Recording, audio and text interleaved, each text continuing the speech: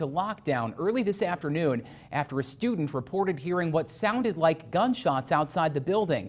Local 22's Haley Boulay was there as the incident unfolded, and she joins us now live in studio. Haley? Mike, good evening to you. In light of recent events, a threat like this is taken extremely seriously, even though they tell me it was likely a car or truck passing by the school. Officers and school officials tell me a drill like this reinforces the school's ability to keep students safe during a real emergency.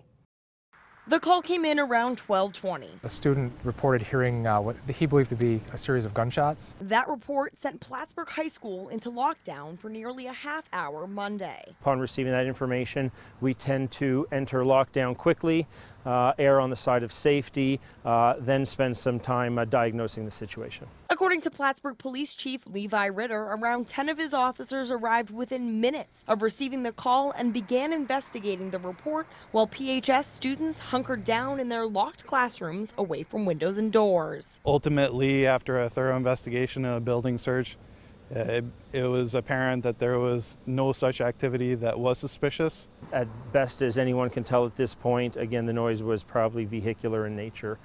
Banging of a trailer or a car as it passed by the high school. Superintendent Jay LeBrun says Monday was also the first day for the school's new resource officers. They were an extra set of hands today.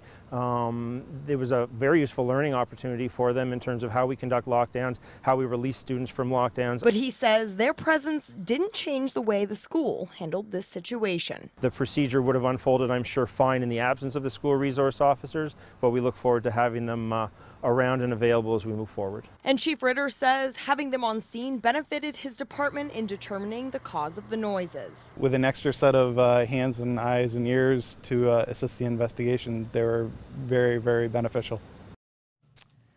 Now, according to the superintendent, the students weren't directly aware of the situation, what was going on in the lockdown, but he says that through various different social media channels, they figured out what was going on. Now, again, the police believe that the loud bang was either a car or truck passing by the school and that there was no real threat to students. Live in studio, Haley Boulay, Local 22 News.